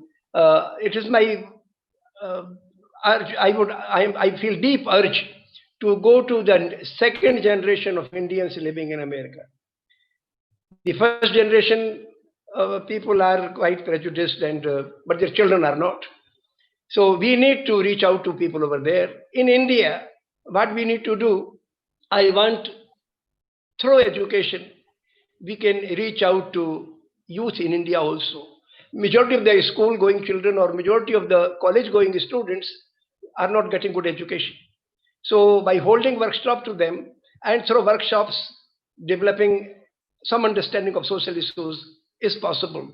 So we need to do this kind of grassroots work, besides obviously speaking out against major unjust moves of the state. Certainly. Dr. Tripathi, I'm just gonna give a few points that came out of your interview. And if I make a mistake or I miss something, please do stop me and tell me what you would like to say. So one thing is that, friends, what we learn from Dr. Tripathi's actions is that one must use one's privilege. So if you are a man in a world where males, dominate many parts of society, please use that privilege to further the rights of others who are women. Similarly, if you are an upper caste person, it is actually your duty to help end casteism in society. It is not just the duty of the Dalit or other low castes. Similarly, if you're educated, use that education to help others who are not as privileged as you are. If you have a good income, perhaps you can help others who are struggling. There are various ways, but basically Dr. Tripathi shows us that he used his degree in physics, he used his education to actually apply logic and apply learning to reach out to people, and he used that privilege. Secondly, that it's very important to link economics with communalism. It's as simple as that. It is an issue of class. It is an issue of exploitation, and we must not make this look like it's only a question of everybody should live in peace together. It's much more than that, because we are being divided in the name of religion, and we have to find out why. And it's happening because we are being exploited by people who are in power. Thirdly, caste is a big issue, and I cannot stress on this strongly enough, that we must deal with it. Whether we look at Gandhi, we look at Ambedkar, we look at our present day India, caste is a huge issue, and we cannot succeed unless we talk of communalism and casteism together, because we have seen that RSS has actually used the Dalits and the tribals to initiate violence against Muslims. So there is a big problem there. Am I correct, Dr. Tripathi? Very, very true, very true, very true, very true. So especially in Gujarat, in Panchmahal and Dahod districts, 157 people were killed. One Hindu was also killed, but that was before the violence started. And out of these people were the killers came from neighboring villages or from outside, and many Dalits, then tribals were involved in there. So this is a very terrible move, that the people who have been exploited for thousands of years, the same people have been mobilized. Some sections, or not the entire masses. There are some sections, maybe 5-10% people, not more. Still, those sections are very secular. But some of them have been, the criminals have been mobilized to attack innocent Muslims. So I think this is a terrible thing, that at one time, on one side, RSS or sectarian forces are maintaining superiority of upper caste. They are ensuring, and the super caste, after all, who is RSS? These upper caste people are maintaining the superiority over their lower caste people and other masses, and still appropriating the elements of Dalits and tribals as their fodder. So we need to go to these sections and awaken them. Sure. And this brings us also to the question of lies, because like Dr. Tripathi said earlier, even with the education policy, we don't know. I mean, a lot of this is rhetoric.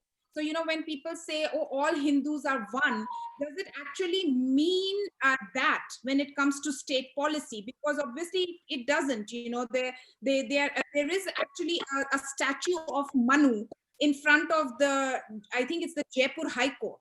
I mean, we in this day and age, we have a statue of Manu in front of a high court in a country like India that abolished untouchability way back, and the person in charge of the constitution was a Dalit. So it's a very sad scenario. I would encourage everyone to please attend Subhash Ghatare's webinar, which is on 8th of August. It is called "Is Caste a Thing of the Past?" And you will learn a lot from it, I think, as will I. The next thing is that, in terms of Gandhi's philosophy of civil disobedience, of peaceful civil disobedience, I think we need to look at that in some detail. What Dr. Tripathi is doing is peaceful resistance. He's also encouraging other people to do it. I think we need to look deeply into it because of two reasons.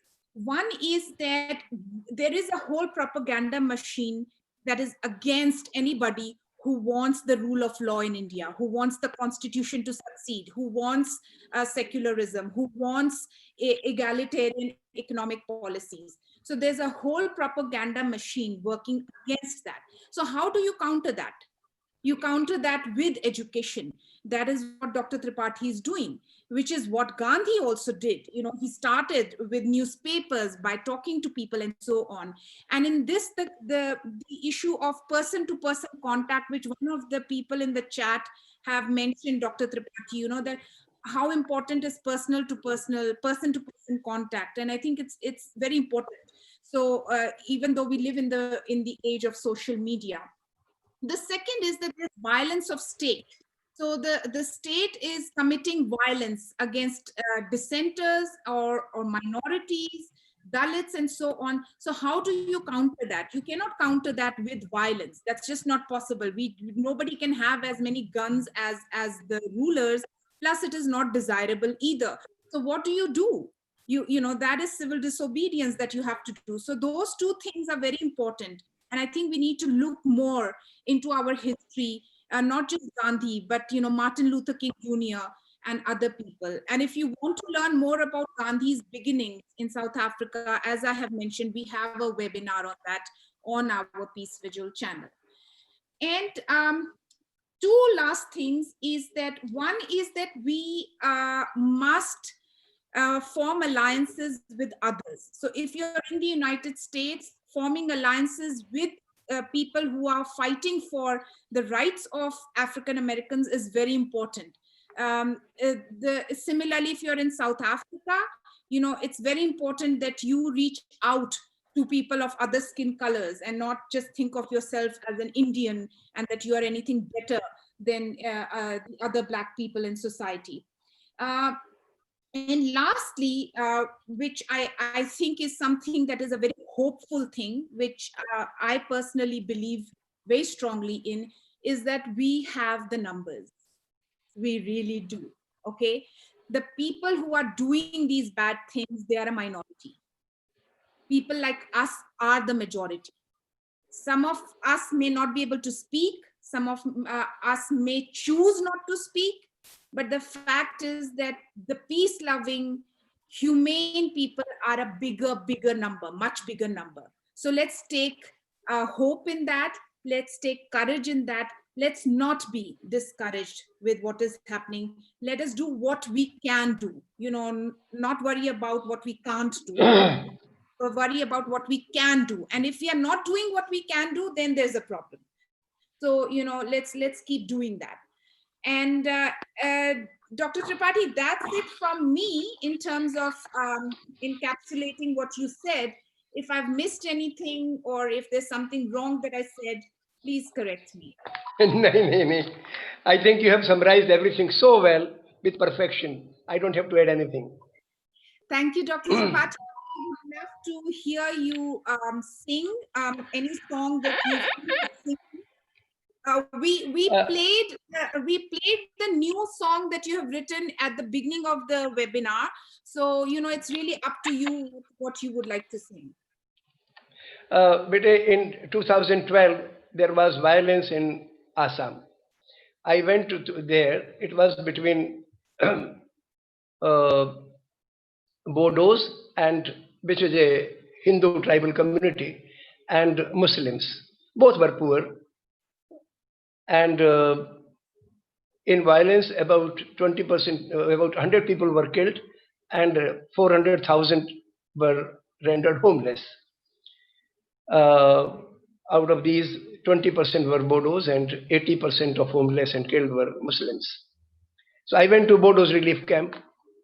They narrated their tales of agony, which were true, but they were not concerned about, there was not much talk about the agony of Muslims. When I went to relief camps of Muslims, they narrated their tales, which were true, but they were not that much bothered about what happened to Bodos. So I wrote a ghazal, and I would like to sing that ghazal for you. I will sing 2-3 shades of that ghazal. अपनी बर्बादी को औरों से बड़ा कहते गए, अपनी बर्बादी को औरों से बड़ा कहते गए, इससे बस इतना हुआ, दुख और भी बढ़ते गए,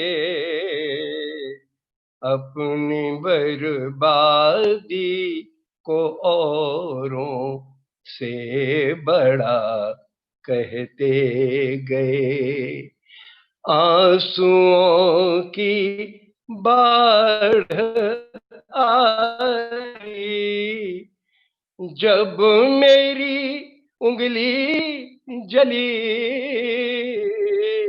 आंसुओं की बाढ़ आई, जब मेरी उंगली जली, लोग जब जिंदा जले, हम चैन से तकते गए, लोग जब जिंदा जले, हम चैन से तकते गए, अपनी बर्बादी को औरों से बड़ा कहते गए, आंसुओं की बाढ़ आई, सॉरी, यूं तो कहते थे कि दुनिया एक है, सब एक हैं,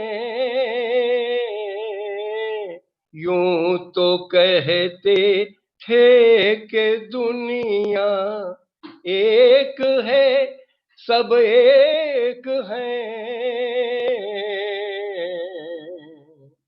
बाढ़ जब नफरत की आई, उसमें हम बहते गए, बाढ़ जब नफरत की, उसमें हम बहते गए, अपनी बर्बादी को औरों से बड़ा कहते गए। बहुत बहुत शुक्रिया। क्या बात है, Dr. Tripathi, that was beautiful. I have always found your voice so good. I mean, it really is amazing. We would like to bring the webinar to a close. First first of all, I want to thank Dr. Tripathi, who took out his evening, it's already night actually there, to talk to us and to convey his thoughts and answer all the questions. So thank you so much, Dr. Tripathi, first of all. Thank you, thank you. Secondly, and actually more importantly, is a big thank you to you, Dr. Tripathi, for the work you do.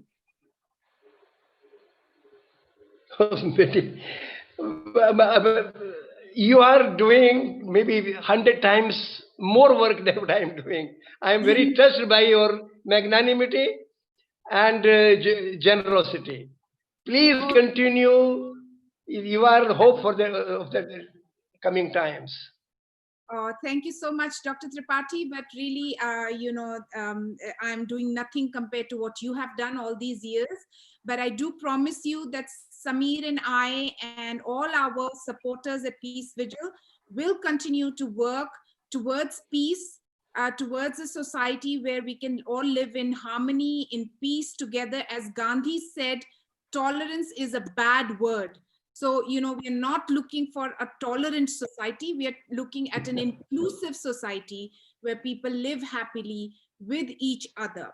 I would also like to add a note of warning, a cautioning note here to people, is that you will also find many people around the world who say one thing and do another, or they only say things and do nothing. Now, if you look at Dr. Tripathi, you will see that he's actually living the life that he advocates. He believes in things and he's willing to go talk to people, sometimes even put himself in danger, but he is actually working on the ideas and thoughts that he is inspired by. So just because somebody says I'm a Gandhian, and unfortunately there are too many of such people who claim they are Gandhian or who are this or who are that, who are doing nothing. In fact, many of the times they are actually counterproductive to the struggles that people are leading around the world. So please do be careful. Look at a person's work and only then support them. Subscribe to our Peace Vigil channel because it gives information on peace, on anti-bigotry stuff and so on, and you can learn a lot. So if you see on the left side of your screen, that's the Peace Vigil channel. It has about 86 videos, I believe, on various things. This is our logo at the bottom. It says peace needs all of us, Peace Vigil logo. So if you go to YouTube, you will see our channel, and you can see that you can learn a lot from there, and you can share our videos. So that will give us a lot of love and support from you, which we would love to have. The second thing is that if you have any more questions for Dr. Tripathi or peace in general, write to us. That's my email address, shireen@peacevigil.net, or you can send us a message on the Facebook Messenger. Our Facebook page is called Peace Vigil. You can look for it. Again, look at this logo here. Peace needs all of us, Peace Vigil, so you will know that you have the right page. We also have a website called peacevigil.net. Our next webinar is Saturday, August 8th with Subhash Ghatare. It is called Is Caste a Thing of the Past? So make sure you register for that. Saturday, August 15th, same time, is Dr. Jagmohan Singh, who is Shahid Bhagat Singh's nephew. He's going to be talking about Subhash Chandra Bose and the Indian National Army. If you want to learn more about Gandhi, you can go to our YouTube channel. You want to learn about economics and communalism, there are things there on our channel. Economics and COVID-19, there are things on our channel. So please don't forget to support us, because we bring this work to you with our love and our complete dedication, and it requires no money from you. You don't need to put in any information or anything that will take anything from you. So we do need your support, and drop us a review on Facebook, please, about today's webinar. So thank you once again to everyone who participated, and mostly a huge thank you to Dr. Tripathi. So kind of you, and goodbye to everybody.